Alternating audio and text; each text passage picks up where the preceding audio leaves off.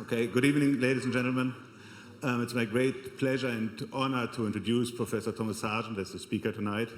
Professor Sargent is at New York University and a senior fellow at the Hoover Institution. He held professorships at University of Minnesota, University of Chicago, Stanford University. He has an endless list of honors and awards, which I'm not going to list. Instead, I'm going to take 2 minutes to explain why I'm personally very happy that he agreed to give this lecture. So this is my personal view. Tom is going to kill me afterwards. My colleagues might also kill me. But it might be useful for you to sort of have a little bit of an idea what's going on.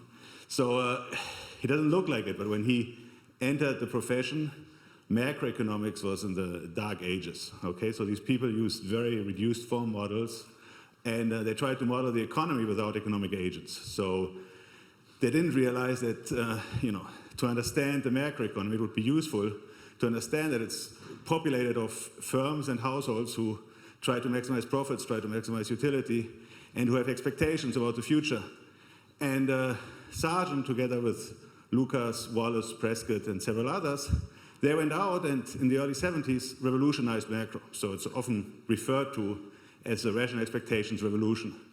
And they really changed the way macroeconomists are thinking about the world. So, if you read the New York Times or the newspaper, you might not realize this, but for economists, it's clear that they've won the war. So their models are the models we work with now.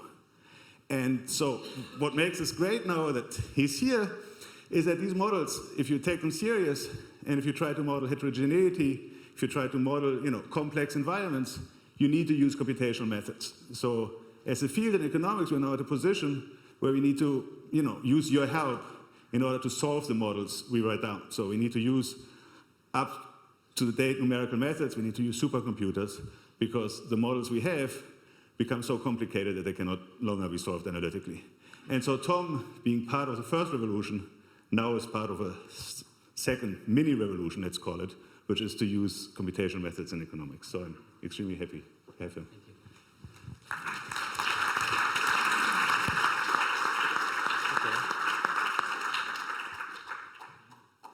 Okay, so it's an honor to be here. So I'm going to, so I'm here to learn, and I'd rather be listening than talking, but I agreed to talk. So I'm going to tell you some things about the structure of economic models, and I'm not going to use any equations. I'm just going to use words, which are imperfect. So I'm going to tell you about the structure of our models. So here's what I mean by a dynamic economic model, and I'm going to repeat myself. So the first thing is it's going to have a collection of people, and they have purposes, beliefs, and constraints. So you might ask what I mean by a person. And so for me, a person is going to be a constrained, intertemporal, stochastic optimization problem. That's what I mean by a person. Just like us. It's going to be dynamic because we live a while. It's going to be stochastic because we don't, because there are shocks hitting us, and perhaps because our models are imperfect. That's what it's going to be. So purposes, beliefs, and constraints. And then there's going to be another entity called a government. I'll come back and tell you that. A government's going to have the power to tax, to spend, to redistribute, to borrow, maybe to repay, maybe not to repay. Okay. Now, what's a government? That's going to be different. So it's going to be, a government itself is going to be a collection of people. Which collection? It depends on where you live and when you live. In some places, even today, it's a very small number of people. In other places, it's various kinds of coalitions. That's what I mean by government. So, and as Felix said, when we write down models, our models are going to have people in them. And a good model is you should be, I don't know the difference between this. You should either be able to sympathize or empathize with them. One of those two things, maybe both. So you should be able to get inside their problems and appreciate them. And the next thing is there's going to be technologies for producing goods, services, and capital. And some kind of the most important kind of capital is human capital, what we call human capital. What I mean by that is that's the stuff in us that allows us to think better and produce better. And that's created by, we devote resources into that. It takes people and money and time to produce that. So there's technologies for doing that. Some better ones and worse ones. Okay, then the next thing is there's going to be stochastic processes. And what I mean by a stochastic process is going to be a probability distribution over a sequence. So when I say stochastic process, it's going to be a joint probability distribution. And we're going to use those to describe information flows and economic shocks.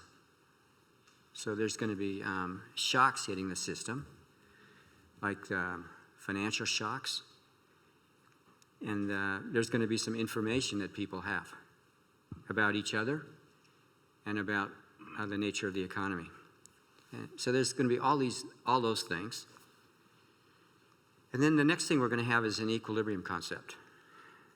And okay, so every equilibrium concept that I know of has some notion of a system at rest in some sense. Now, our equilibrium concept, the sense it's going to be at rest is going to be a little bit subtle. And what it's going to be is, it's going to be no person is going to have an incentive to deviate from what he's doing. And what he or she's doing is pretty complicated. He's at rest in the sense that you ask him, shouldn't you be behaving in some different way, given the environment? And that person is going to say no. That's what's in rest. The system itself is moving around like everything. It's moving around stochastically, but every person is playing, a best strategy given everybody else's strategy. That's the sense in which it's at rest. And that's a great economist who just died. That's the notion of a Nash equilibrium. That's his sense of at rest. And he introduced that. It probably wasn't if we did history, it probably wasn't the first one. There were 19th century Europeans who were onto that, like Cournot. Okay, so what this equilibrium concept is going to do, it's going to describe how all these diverse purposes and possibilities are reconciled. And they're going to be reconciled through markets, where people voluntarily trade, and government activities or statements, which in some sense may be voluntary or involuntary. So everything's going to have to be tied together, so it's going to fit together and be coherent in that sense. So that's what an economic model is. So I could stop now. So I'm just going to say more and more about this. So why do we do this? So there's several reasons we do this. The first reason is it's beautiful. Some of the mathematics are beautiful, and the way, the notion of an equilibrium, this equilibrium concept, the way you can take this diverse set of people with different purposes and beliefs, conflicts of interest, and through this market system, with this government system, everything's reconciled and fit together. So if you actually look at the mathematics, it's beautiful. But that's not a good enough reason, and you don't go tell people that in public. So the purposes of quantitative economics, and this is serious, is there's a minority in economics. So some people accuse economists like Ken Judd and Felix and me of having physics envy, and I plead guilty happily, because I think the goal is to make economics more like physics, in the sense that take models seriously and take them to the data. And there's an intimate interaction between the successes and the failures of the data of the model, and explaining the data and revisions of the model. That's a business that we aspire to be in, and we also have physics envy in that we are ruthless in importing mathematics from every place we can get it, and we're limited only by our ability. So the purpose is to interpret historical data in ways that distinguish cause from coincidence.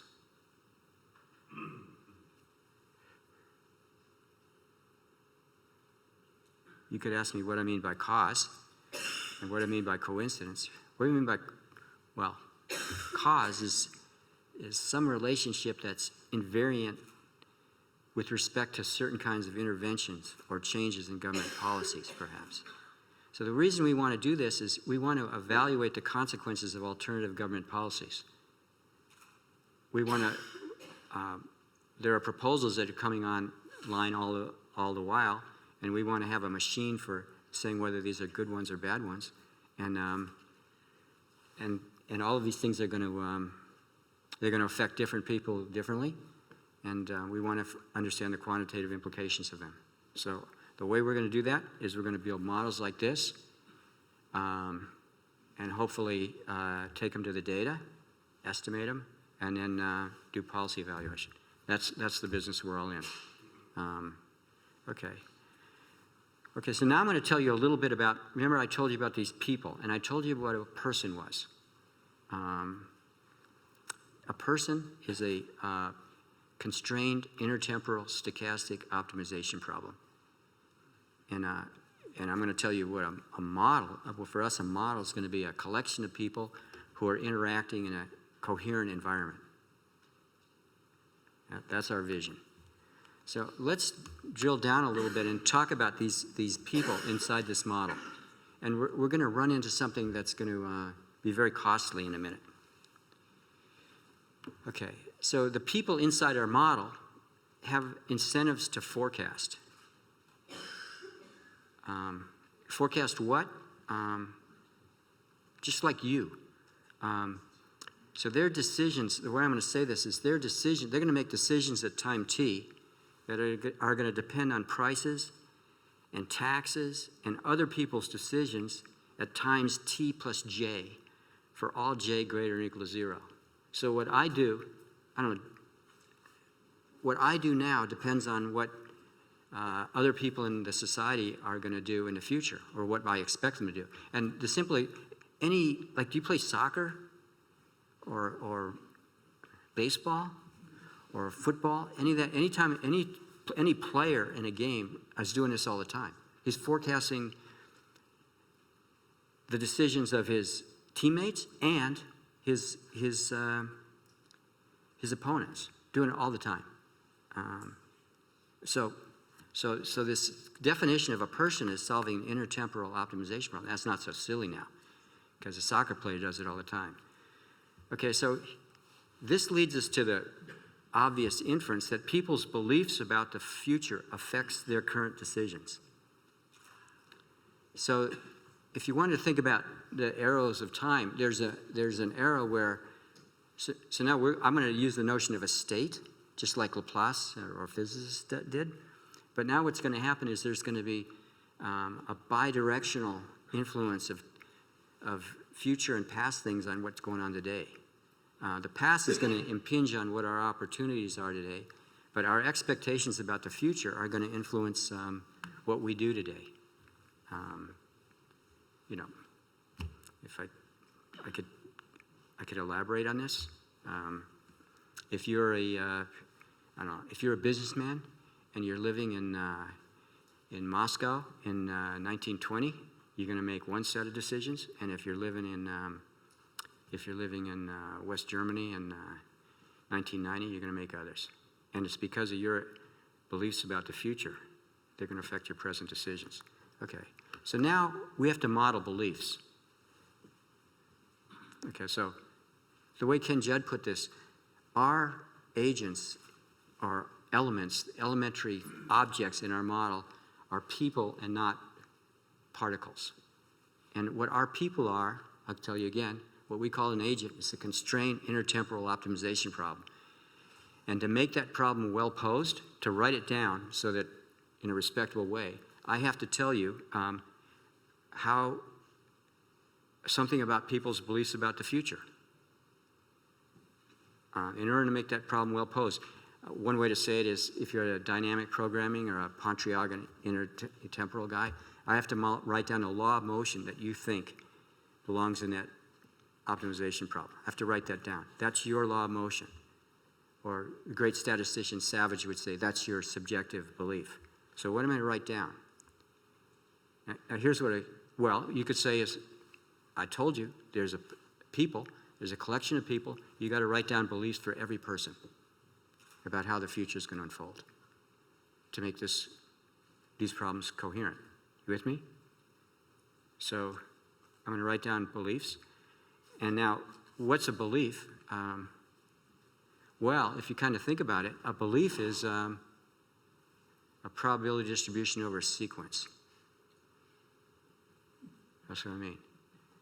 So the people inside our models have to have models, because the way I think of a model is a probability distribution over a sequence indexed by some parameters, if we're going to make progress. So the people inside our models have to have models. That's Ken Judd's, they're people and not particles.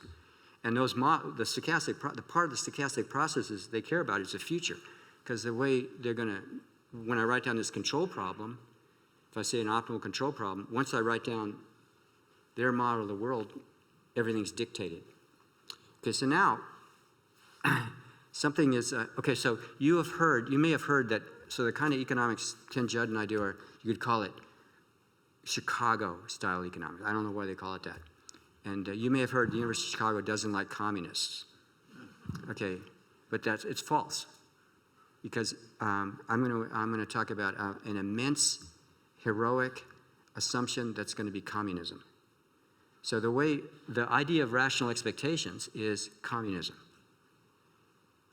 So instead of saying every single agent has his own set of beliefs, that it's a model, we're going to impute the same model to everybody in the economy, and we're going to go beyond that. So there's going to be a communism of beliefs.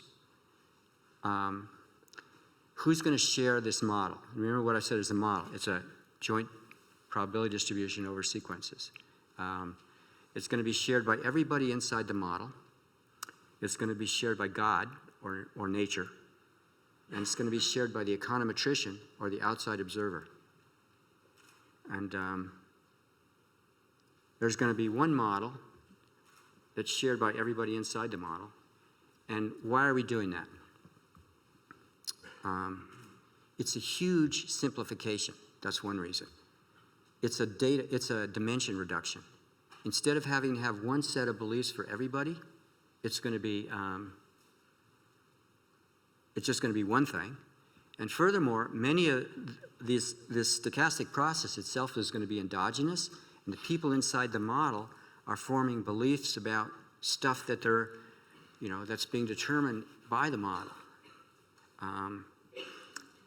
So essentially, this rational expectations assumption is going to be a fixed point in a space of stochastic processes, and it's going to reduce dimensionality in an immense way. That's one reason. It's a scientific convenience, and if you try to do something else, the curse of dimensionality is going to get worse than it already is. So that's one reason we do it. The other reason we do it is the following.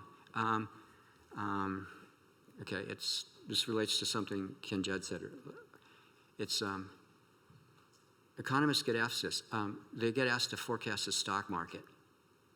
Okay, and one question always comes up is, if you're so smart, why aren't you rich? Okay. So if you're a rational expectations person, the answer is you tell the person why you're not rich. It's because the best, your model is not any better than the model of the agents inside your model. And those guys are trying to forecast stock prices, and they do it just as well as you do. So it's a coherent answer to that.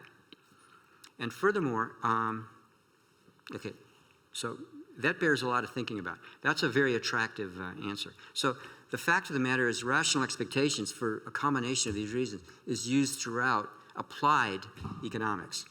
It's used in, and it's used by left-wingers, right-wingers. It's a scientific data dimension, model dimension reduction. My friend Lars Hansen and I actually, we worked on rational expectations a long time. We're trying to go a little beyond rational expectations, and we actually encounter lots of opposition from young people, but that's another story. We kind of should. Okay, so so here's what I just said. Again, a model is a stochastic process. I'm going to keep saying the same thing in different ways because it's kind of hard to digest. That implies forecasts about the future, and our forecasts are going to be mathematical conditional expectations, least squares forecasts. Again, I like this. The people inside the model themselves have a model. And like if you're an economist and you have uncles or dads or aunts, you'll find out. They'll say, I'll go to a party and say, I want to talk to you about economics. That means they want to tell me their model of the economy. That happens to all of us. They don't want to hear about our model. Okay, so good. So here's what this does. There's a self-referential aspect, which is beautiful, about rational expectations model. And what you can think about is it's a fixed point in a space of, there's different ways you can formulate the space. It's either in a space of stochastic processes where I take people's beliefs about the stochastic process, and then I find out what that implies about what actually happens, and then I iterate on that mapping. So there's a mapping from believed stochastic processes to actual stochastic processes. A rational expectations is a fixed point of that. Question you might ask, based on some talks I went to, is that fixed point unique? And if it's not unique, how do you select among them? We'll get back to that, because that's going to be key. Okay, so what's also true is, you should notice is, this definition allows information discrepancies. So you and I we have the common stochastic process, but you have more information than I do. So your conditional expectations are conditioned on more expectation, on more information. You make better forecasts. I would make the same forecast as you if I had your information, but I don't have it. So this is going to be a framework that's going to accommodate what looks like some differences in forecasts, but not really. They're information differences. And we'll come back to that. That's going to be important when we talk a little bit about the financial crisis. Okay, so now this is going to be a cut. I'm going to say the same thing in a different way. So that definition I gave as a fixed point, think about this. Given the past, the present and the future are simultaneously determined.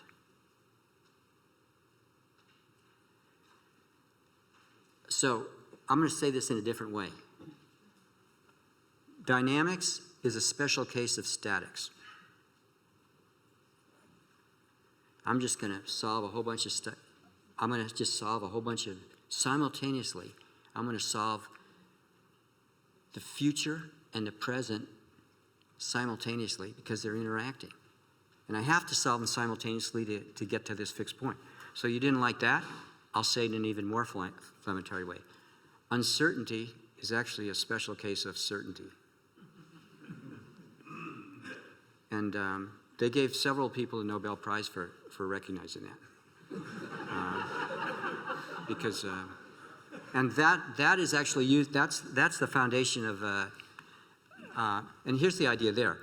I'm just going to, all sorts of commodities are traded.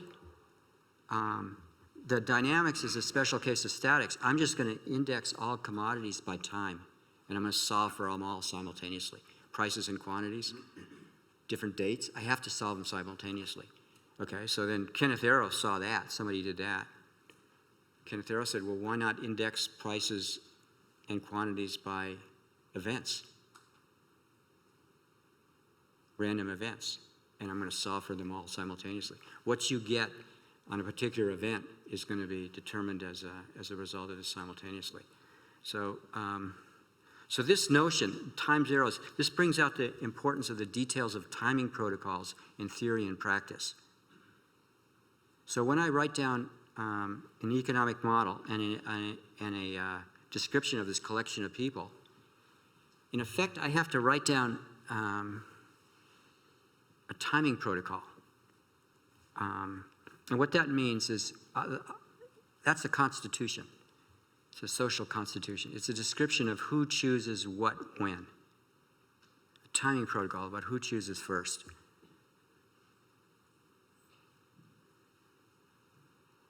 And that matters.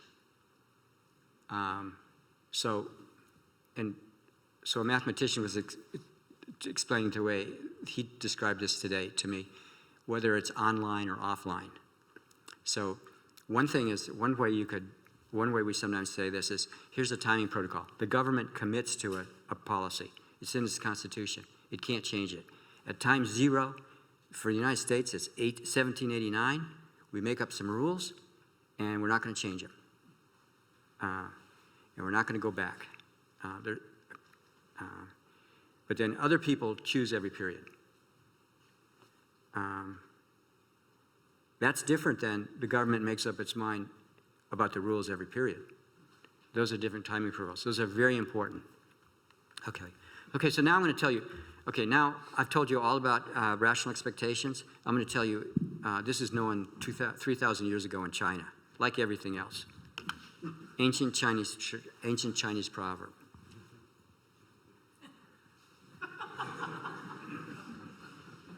That's it.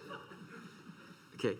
Now, as surprising as it may say, is when Felix said, when I went into macro in 1852, that every model violated that. Every model violated that. It said that private people's strategies were fixed for all time, and then the government could have adjusted strategies to take advantage of their foolishness, to correct for their foolishness, and that violated that. Okay, so now what I'm going to do is I'm going to apply these ideas to two models of the financial crisis. Okay, so here's kind of a let me tell you a little story, and this might be. So the kind of economics that I'm describing is by the people, the kind of economics that of people who actually write down models and take them, put them on computers and take them to data. And all of us do things like I've described. But there are other people who write about economics, especially in the press, who do not like this. They don't like the math, and they don't like the computers, and so they criticize what we've done, and they don't like they don't like the assumption that my description of a person as a constrained intertemporal optimization problem. They don't like any of that. So they say all that's wrong. When the financial crisis happened, there's people were writing op-eds. Person is like, I could tell you names of the people, like Robert Skidelsky in the Financial Times saying, the financial crisis proves that modern, dynamic, macro that uses computers and mathematics is wrong. Because if those guys were right, so smart, we wouldn't have financial crisis.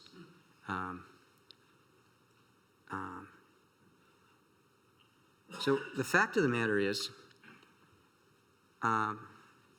those people don't fit models to data. They don't write down models. I'm just going to warn you of this. And what I'm going to submit now is the only models of financial crises that are actually used by people in authority and by scientifically use rational expectations very heavily.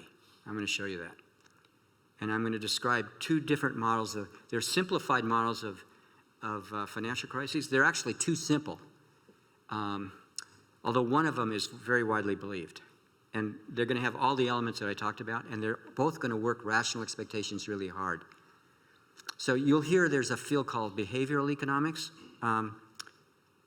which is defined by the following. It's not rational expectations. And a person is not solving a constrained intertemporal optimization problem. It's not that. So as various people have pointed out, there's an infinity of ways you cannot be something. So those people that, in the behavioral economics, there's no contributions to the ongoing scientific problem of trying to figure out financial crises and prevent them so far. We're still waiting for them. And they're going to need some first principles. Okay, so watch for the appearance of rational expectations when I describe these models. So there's two polar models, and actually watch for the influence of these models on Ben Bernanke and Mario Draghi. One of these models is going to have a huge effect on them. And you might wish the other model did or would, or maybe not. And you can make up your mind about those. That's where I'm going. So here's these two polar models. One is it's going to be a rational expectations model, and you'll see how heavily this is stressed, of multiple equilibria. And this is going to be the leading model of bank runs. It's going to explain why there are bank runs. And the other is going to be, it's a polar opposite model in many ways.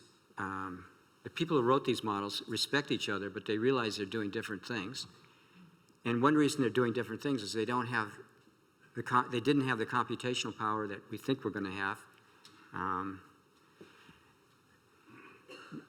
soon to combine these in realistic. The moral hazard is going to be adverse incentive effects of bailing out banks. So both of these models use rational expectations. So I want to explain these to you.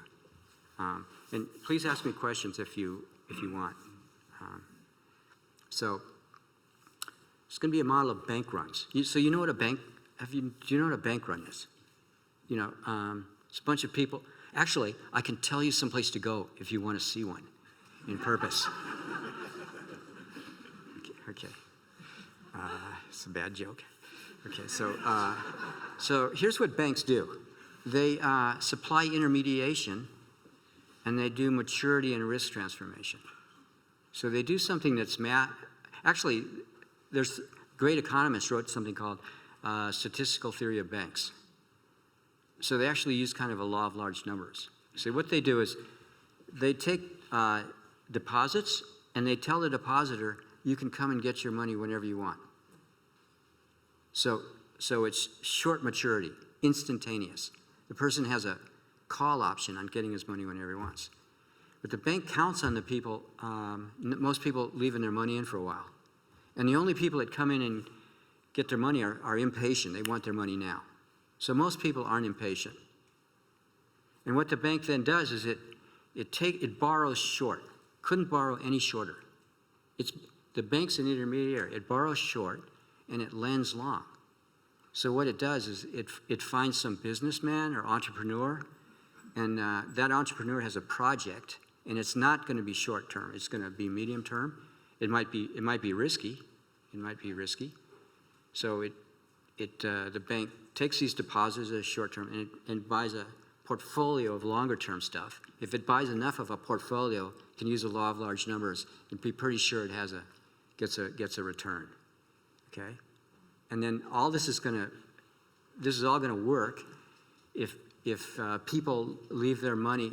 You know, it's going to do some statistics, hire some mathematician, figure out what's the, arrival rate at which people in good times withdraw their money. Can figure out how long it can be in there, and it can do cash management. And under normal times, this is all going to work. And the bank's doing something socially useful. It's actually taking money from the depositors who want to lend in a convenient way, giving it to people who want to borrow longer term, and it's going to do risk sharing. And under right circumstances, it can actually give the depositors a return. You can pay interest on it. So it works really well. So the problem is this system, under certain circumstances, this is a famous model that had a huge impact, in my view. I never talked to him about it, but it's got to be true, on Ben Bernanke. this model has multiple equilibria. And here's the deal.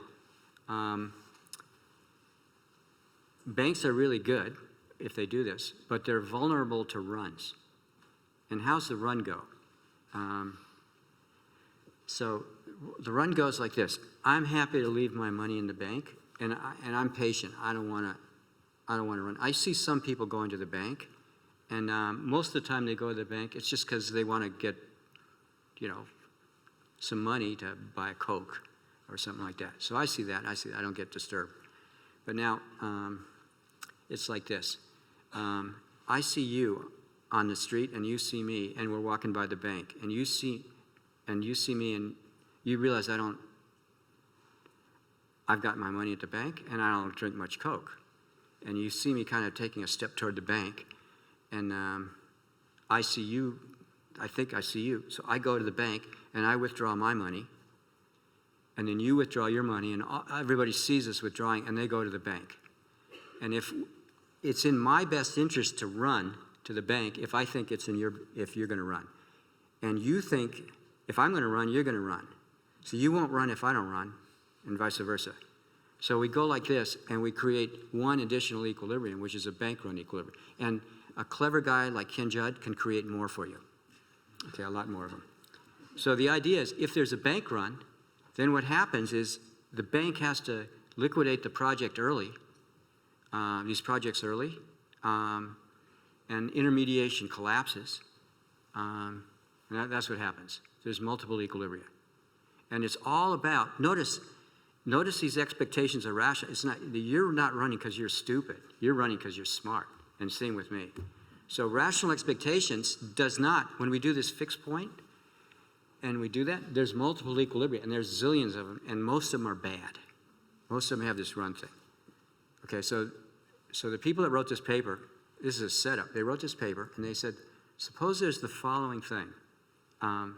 There's a government, and I have to tell you, the way the bank operates here, there's a rule by which the bank operates. It's first come, first serve. The contract is, the implicit contract is, if you have a bank deposit, I'm going to give you the dollars, and then the implicit thing is until I run out. And when I run out, of course, it's implicit. I'm not going to run out if you don't run. But if I run out and you run, you're going to get. You better be first. You better be early. So this gives you an incentive to. Okay. So what the authors of this did the following. They looked at this. This is a bad. They're going to do some engineering. Just notice how this is having every element that I said about why we want to do quantitative or theoretical economics. We want to write down this model, we want to examine its characteristics, and then we want to describe government policy or some kind of policy that's going to make the world better. And the people that wrote this policy did this. And so what they did is, suppose there was government deposit insurance, which I'm going to come back. And the way government deposit insurance works is, if there's a run, what the government does is it transfers resources from the taxpayer and gives the depositors their money. That's what it is. Everyone understand? It's government, and let's just make it free. You'll see why we make it free. It's close to free in the United States. We're going to make it free. So make it free. Now, go back, hand the model with the deposit insurance to, Simon and Ken Judd, and now compute the equilibria. There's only one equilibrium. Because no one has an incentive to run. Now, this is beautiful. Just offering this deposit insurance knocks out the bad equilibria. And how much does this cost the government in the event? Zero. This is beautiful. This is just a promise. Okay, so the way a sophisticated economist, and there are some here, would say, on the equilibrium path, it doesn't cost anything. If there's some crazy people and they go off the equilibrium path, it would cost, but there aren't any. So this is a costless intervention. So the way I think of it is government promises of bailouts are costless, what we call equilibrium selection devices. They amend the model to knock out these equilibria that are socially bad. So this is the defense that people who like deposit insurance appeal to. So, deposit insurance was put into the United States in 1935, a bill called the Glass-Steagall Act, which Franklin Roosevelt signed. And, standard undergraduate textbooks say one of the things you should credit Franklin Roosevelt with is putting in deposit insurance. The fact of the matter is Franklin Roosevelt hated deposit insurance, and he tried to get this out of the law. I'm going to tell you about this more. Okay, so why did he hate it? So here's moral hazard. Now, here's what moral hazard is. This is my second polar model, and this is going to be a rational expectations model. So I'm changing the environment, but I'm still using rational expectations. So there's a lesson in this, which I mean for you to take away. Rational expectations is not one model. It's an equilibrium concept it's part of an equilibrium concept that we use. We can build lots of models with this. And the art, so there's no rational expectation school. There's no such thing. So this is going to be a polar model that's going to use rational expectations. And instead of having deposit insurance be really a good thing, it's going to be a horrible thing. And Franklin Roosevelt knew this model, even though he hated math, wasn't good at it. But he had this in his blood, and I'll tell you why. So here's it. The effects of a deposit insurance and a lender of last resort, like we will do whatever it takes. Ever heard that? And believe me, it will be enough. Without telling you whatever it takes is. So this model focuses on the effects of deposit insurance and lender of last resort on the incentives of two groups of people, the depositors and the bank managers and the shareholders. And this has nothing to do with the bank managers being greedy and they're supposed to be greedy, and the shareholders are supposed to be greedy. Okay, so what happens in this model is the depositors are if there's no vision here is if there's no deposit insurance, they have an incentive to do what the great English political scientist Walter Bagehot said was have preservative apprehension, meaning if I'm going to put my money in that bank, I might want to know what kind of loans that bank's making. So the depositor has an incentive to monitor the bank. And I want some evidence that its portfolio is safe. If I want to hold a safe asset, I better be holding in a pretty responsible bank. Good. So what deposit insurance does in this setting is it completely eliminates the incentive for depositors to care about the portfolios of the institutions. I can give you quotes from some relatives of mine. And furthermore, if you do a study of what the bank managers and shareholders should do is they should become as risky as possible and as big as possible. When you do a little calculation, they should become as big as possible and as risky as possible, and eventually, with probability 1, the bank's going to fail and there's going to be a financial crisis. It's all about deposit insurance. And this was all pointed out in the 1970s by some rational expectations economists named Carrick and Wallace, who said that one of them wrote a paper called The Cart Before the Horse, that if you're going to deregulate banks, you better reform deposit insurance. You better withdraw deposit insurance. And Franklin Roosevelt knew this because there was experiments with state deposit insurance schemes in the 1910s and 20s, and about a third of the states put in those schemes, and they all went bust, precisely because the banks became too risky. So Franklin Roosevelt knew that. He wanted to veto the law. So I'll tell you the story sometime about why he signed it, because of log rolling. Okay, so that's it. So those are two polar models. I believe if you look at the first model, that's the model that inspired the Fed and inspires Draghi to bail out everything in sight. Because they think what they see, they're ignoring the moral hazard and the effects of incentives down the line. And they think if you can stop a run, you'll be welfare improving. The danger is that model leaves out the moral hazard and the adverse incentives. So if you bail out somebody once, might you have to bail them out again? Okay, so now I'll just conclude by saying, what are our tools? And why I'm here trying to learn something at this conference. Well, our tool term is a stochastic process. That's what it is. It's a joint density. It's going to be indexed by some parameters theta. And I learned this phrase here in several seminars. What some people call the inverse problem is I have some data and I want to back out. I want to make inferences about theta. And I've seen some papers in other subjects. They're exactly the tools we want to use. And that's why we have things to learn from you. What's one of our tools? A Markov process. And then finding the states in art. And then two of our tools are sequential analysis. We're going to convert a problem in a stochastic process to a recursive representation of that stochastic process. Some functions which map today and tomorrow. Today and some shocks into tomorrow. Abraham Wald and Richard Bellman invented those. And our estimation method is either going to be maximum likelihood or Bayesian. Same things I see throughout this. I find that really encouraging. What's our tool? A Bellman equation. It's a functional equation. And I'll just tell you, for me, that's a person. That's what I mean by a person. And, you know, my wife would say, that's just like you. So what V is the answer. So dynamic programming is a big bluff.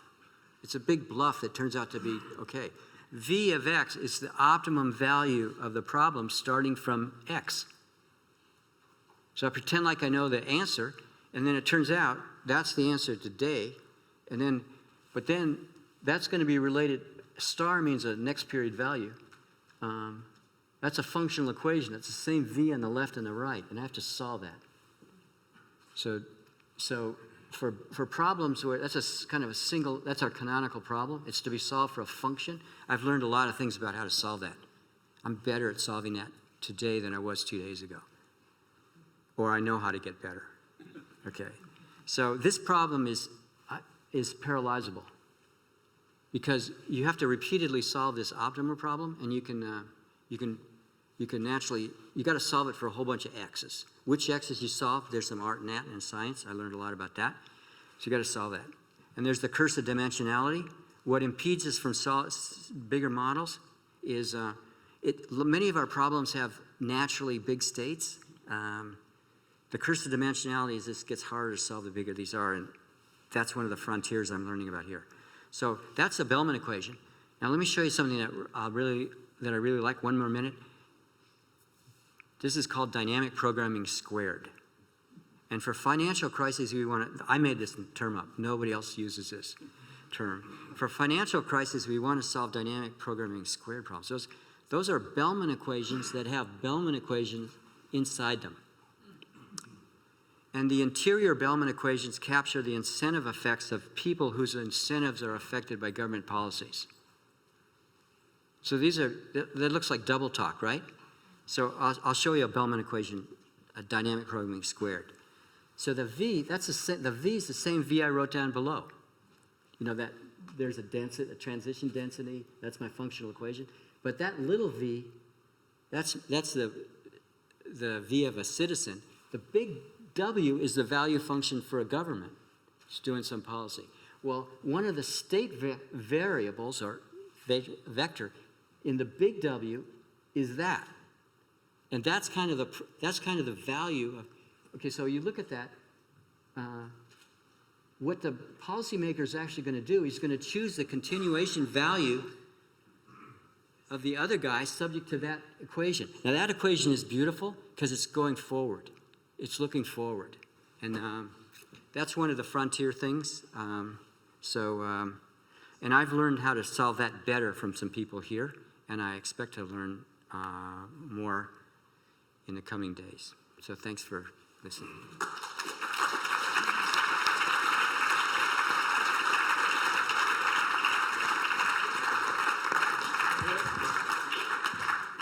was thought that we have time for 1 or 2 questions. So are there any comments, questions? So at the end, what validates a model? Great question. In my opinion, Yeah.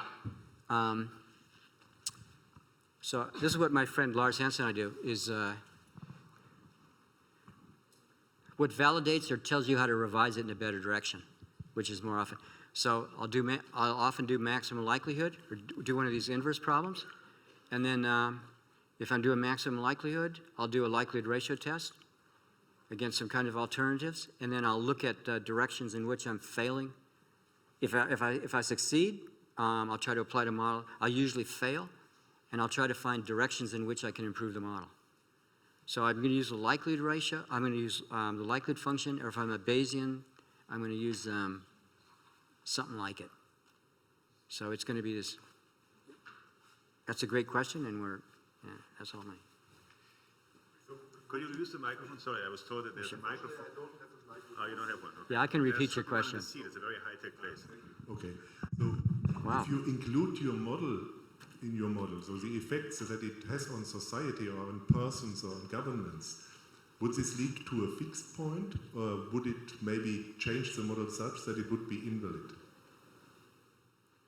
Okay, great question. Okay, so make sure I understand.